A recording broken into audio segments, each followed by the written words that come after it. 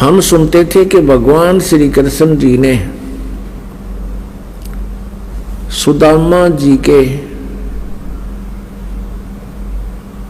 2 मुट्ठी भुने हुए चावल खाकर एक सुंदर महल बना दिया और उसको धन दे दिया। उसका गुजारा उस जीवन का खूब हो गया। पुण्यात्माओं, ये देखने की बात है कि जैसे सुदामा जी ब्राह्मण थे और अति दारिद्र थे, निर्धन थे कतई, और भगवान श्री कृष्ण जी और सुदामा जी एक ही पाठशाला में पढ़ा करते। बड़े होकर के श्री कृष्ण जी तो द्वारका में राजा बन गए, सुदामा जी अपना गरीबी हालत में ही अपना गुजारा कर रहे थे।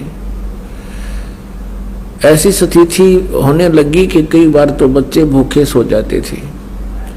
सुदामा की पत्नी बहुत बार कहती थी कि आप अपने बताते हो कि मेरे मित्र हैं भगवान श्री कृष्ण और वो द्वारका के राजा हैं, आप उनसे कुछ धन मांग लो।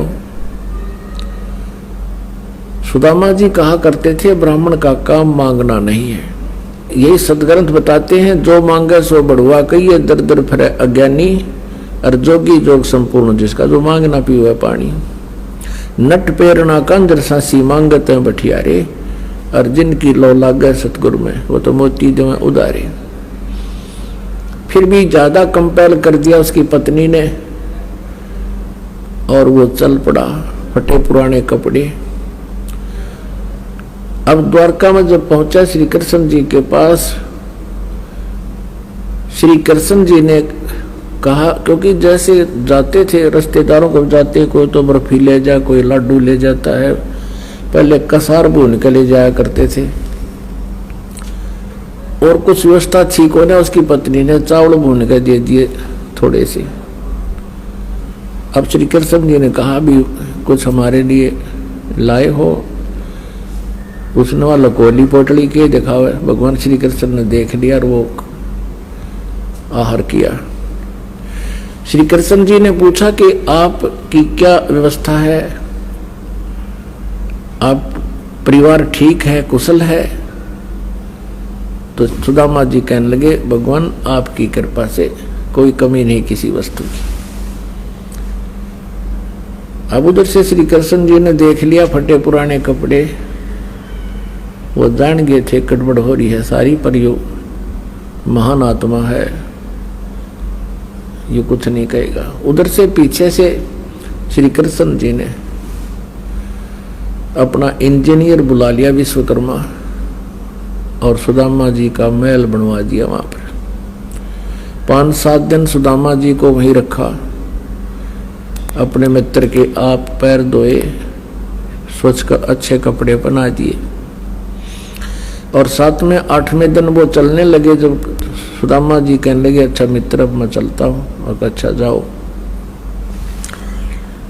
अब रास्ते में आके सुदामा जी का थोड़ा दोष आ गया था कि वह देख लिया मित्र, मेरी स्थिति को वो नहीं देख सका, मेरी क्या हालत हो रही है, और मेरे से पूछा है और कुशल है, क्या उसको नहीं दिखाई दे था?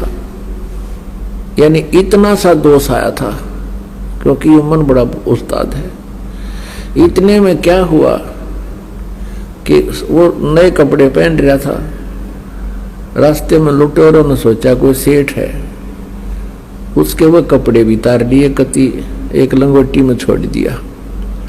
इस चल पड़ा वहां तो लंगोटी में, और फिर को श्री कृष्ण जी ने देखा मित्र, और मेरे तो पूछा नहीं और कुशल है, मेरी कुशल तो वह सामने दिखाई थी उसने। अब कहने का भाव ये है कि ज्यादा विस्तार ना करें, तो वहां जाकर देखा तो अपनी झोंपड़ी के स्थान पर महल को देखकर आश्चर्यचकित रहा। और इसी आधार से हमने श्री कृष्ण जी को भगवान मान लिया। पुण्यात्माओं, इतना सहयोग तो एक मंत्री दे दे अपने मित्र ने, अब कलयुग के मंत्री सहयोग दे सकते हैं। एक बढ़िया सेक्टर में प्लॉट अलॉट कर दें और मकान बनवा दें, कोई बड़ी बात नहीं। इससे क्या मोक्ष हो गया, इससे क्या जन्म मृत्यु का पीछा छूट गया। अब इसी के तुलनात्मक बताते हैं कि